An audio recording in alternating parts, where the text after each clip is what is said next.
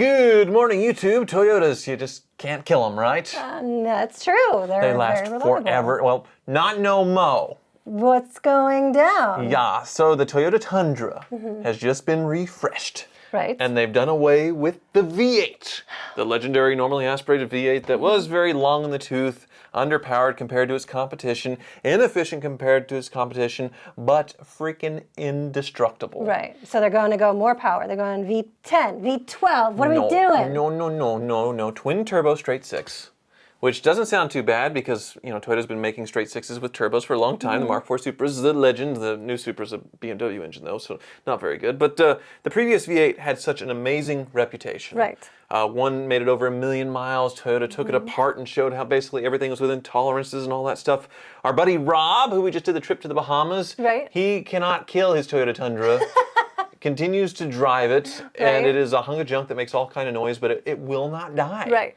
He just won't replace it, and it's just not worth anything, so it sticks around, it leaks, it rattles, it just goes down the road. Right. So one Toyota tech talked about in his 20 years of being a Toyota repairman, he has never seen a bottom end of a Toyota V8 fail. Ever. Ever. But in the new Tundra, over the last year, 3. Okay. Thanks to that 6-cylinder engine. What's the issue? Are they saying there's one particular problem? Well, this new engine in the Tundra, it's not an inline six, it is a V6. Twin turbo, much like the Ford EcoBoost. And the bottom ends are just failing on them. They're just making noises, knocking, and failing very, very early. And people are like, well, this proves twin turbos, high-strung V6s, they just don't last. And even Toyota, who knows how to build engines, can't build a reliable V6 with all the, stress of the turbos and all that stuff, which just seems silly because, of course, they're passed with Supras capable of, 1,000 horsepower in the bottom end without upgrading. But finally, after months of people saying, what's going on? Why are all these engine failures happening? They issued a recall. And it's over 100,000 engines. So in the big Lexus SUVs and in the Tundras. And the reason is, in their manufacturing process, apparently they're letting metal shavings stay inside of the engines when they mill out the blocks or whatever. And that's just kind of working its way around, and after you drive for a while, it eventually eats its way into the bearings and blows it up. Well, then that's not crazy serious of a problem. It's an easy fix, and then they'll get back on the road, and everything should be fine, right? I guess you could flush it out, which I imagine this recall will be that, but then if you're the person who bought the first 2 years of these trucks, there's going to be that question in the back of the head for the first 2 years. It's like, oh, it's a 23 or 24. I wonder if the bottom end's going to fall out on it. So it's going to be one of those engines, one of those cars where people avoid these years. Right. And it's pretty much unheard of for Toyota and giving everybody an excuse to say, oh, let's go back to V8s, go buy a used V8, it'll be so much better. And I know you're kind of conflicted on this because you love V8s. The Lincoln Town Car's smoothness. Right, of course. Well, it's classic Americana, the V8, right? Right. But then, of course, there's your baby, not Neelix. Neelix is not your baby. It's something else, right? Neelix might be having babies, for real. Don't squish her too hard. You're going to pop them out. Well, your real baby is the Grand National. Well, yeah, of course, the Grand National. It's beautiful and perfect. But why would the Tundra, why do they need to change the engine when it's something that's working so great and so good? Why change something that's perfect? Well, because it is very long in the tooth, and it is the trendy thing to do, because a V8, just the thought of it, it consumes too much fuel. Right. Not necessarily dramatically more efficient, but enough when they get 2, 3, 4 miles per gallon more and more horsepower with a twin turbo V6 or inline 6. They feel like, they're patting themselves on the back, like, yeah, we did something. We're making a more efficient, better for the environment truck when also emission standards with turbos help as well. So is it enough of a change of engine where you wouldn't want to purchase one? I don't want one. No. No, it doesn't do anything for me. So same with Dodge, getting rid of the Hemi. Right. What are they going to replace it with? Electric, something electric? Nope, it is a Hurricane inline 6. And this has been around a bit longer than Toyota's twin turbo V6. And boy, oh boy, is it a massive hunk of junk. What? Seriously? So I asked my friend who is a Jeep mechanic, Chrysler Dodge Jeep. He's been there for a long time. And I said, can I name you by name? And he said, oh, they know about me. They already hate me. So Tyler Potter, he works at the Chrysler Dodge Jeep dealer. Tyler. He has a YouTube channel. He's gotten in trouble a few times talking about it. But he talks about But basically, when I was researching this, I asked him, hey, how is the new Hurricane? What do you think? And he called me up and just basically for 15 minutes unloaded, just complained about how miserable his life is whenever he has to work on one of them. No way. So first of all, engine failure is pretty common on them. Right. And to replace them on the Grand Wagoneers, and I imagine the trucks, it is remove the body from the frame.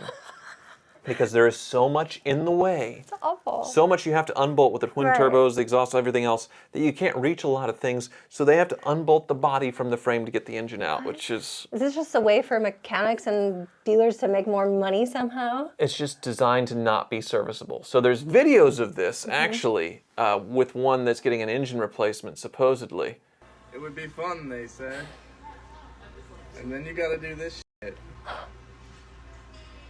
Well, you can see there's the engine out. Look how complicated and crazy it is. So easy. And they're pointing out the top bell housing bolts to undo the transmission and how they're basically impossible to reach unless you remove the body from the car. Talking about all the other hoses and everything else around there too. All these hoses, you know, plastic lines, all that stuff, it's wear and tear items. Yeah. They are completely unreachable unless you remove the body from the frame. Which is similar to, say, like the Bentley Continental GT. There's a $200,000 car. They had little plastic vacuum lines that you couldn't reach, so you have to drop the engine out to replace them. But now we're seeing it on normal cars for normal people, where in 5-10 years, all this stuff's going to happen. And it's like, oh, you're going to have to do an engine out, like you're owning a Ferrari or a Bentley or something. No one's going to want to pay for that. But not only that, within 10,000 miles, he's seeing rampant failures of the thermostats, which control the engine temperature. So they overheat, difficult to reach, and then for whatever reason, the catalytic converters are melting down. This is emissions things, which the turbos would help with that, or maybe there's more heat in there. But catalytic converters failing like crazy, could be running too rich as well, something like that. That's crazy. So it's better to get the original Wagoneer than the new one. Those are pretty unreliable too. I experienced it firsthand, and my dad's friend Dwayne had one back in the day, and it burned to the ground on him. But yeah, so you have all these new issues with Chrysler's Hurricane inline 6 twin turbo, and then it still has all the cam and lifter issues of the old Hemis before it. So the bad with the Hemi combined with all the new bad stuff makes for basically a disaster to own. Right. Did you ever ask Tyler Potter if there was a particular Jeep or car that is the best that he likes to work on? Oh, I know he buys all the 4.7 V8 cars, which even though those weren't the most reliable engines, he's talking about the Hemi not being the most reliable, but it is serviceable. Right. That was the thing about it. So he purposely buys Jeeps with dead or dying engines, and since he's been doing it for so long, like he can do a top-end job for like a camera lifter failure in like an afternoon. Right. So he knows them very well. They're very simple. There's all this junk in the way. So no, it's not the most reliable, but it is serviceable. So that's the saving grace, is when this fails, it's fixable. That's a little bit the same with the GM V8s. They have the active fuel management, which shuts down some valves, some cylinders. It's all, I know you're like, you're about to pass. No, you're about to like. No, I'm just all starry-eyed hearts. Anyway. You're like speaking a different language, but I like it. The active fuel management fails to the tune of $3,000 to $4,000 top-end problems on GM V8s, but they're keeping the V8s. The thing is, though, that $3,000 to $4,000 at about 120,000 miles, that costs more than just having 1 or 2 extra or less MPG. Right. Say on the old Escalade out there, 6-liter Vortec, doesn't have any active fuel management. It's fine. Yeah, sure. I'm sorry. Any car that is breaking down after 10,000 miles, it's going to be a huge issue, and a huge issue for Toyota in the long run. So there's really a no-win scenario right now with new cars. They're too complicated. They won't last. We'll have these beautiful, nice bodies with no rust because they're figuring all that out, but with huge electronic and mechanical issues to where they're mechanically totaled, unfixable, going in the junkyard even though they look great. Right. And that's if you're having internal combustion. And then you go electric, which is simpler at principle, but then you have all the range issues, they can't tow long distance. So really, people that are living out of these trucks for work, for business, for whatever, they're just screwed. They're basically having to buy a new truck every 5-7 years. Which is kind of like computers and cell phones, and the technology gets outdated and the hardware, so that you just have to completely replace it, which is very expensive. Except trucks are now like $100,000. Right. So it's a big problem. Now, there is one exception to this, and maybe it's just teething issues as they make this transition, but Toyota usually doesn't make these kind of mistakes. Chrysler, they're screwed. But Ford came out with the EcoBoost V6 many years ago, over 10 years ago. And when they first came out, they had timing chain issues. And then the direct injection, which was another way to get more power and fuel economy out of it, was carboning up the valves in the engine. So now they have a different kind of fuel injection system. So in the second generation of EcoBoost a few years in, they fixed all the issues. And it is a pretty reliable engine. So that's the counter argument to, oh, all these new engines are junk, we're screwed. The Ford EcoBoost is pretty solid. It just needed some time to get the kinks out. Right. Are you going to quiz me about all this information No, at I'm the sorry. end?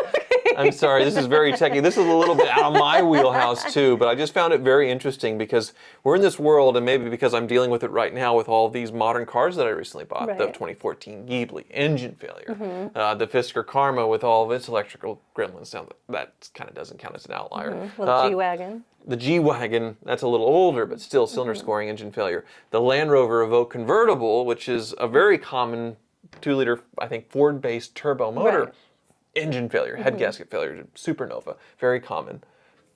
We're just stuck. Right. We're stuck with turds. Everybody is selling garbage that won't last anymore, and we're screwed. What are we going to do? Keep driving 2005 Escalades, I suppose. Right? Or 87 Grand Nationals. Town cars. Yeah. Town cars are good. I think we're going down the right road, but yeah, for the rest of the world, it's not good news. I don't have an answer at all. It doesn't look good. No. Thank you for watching.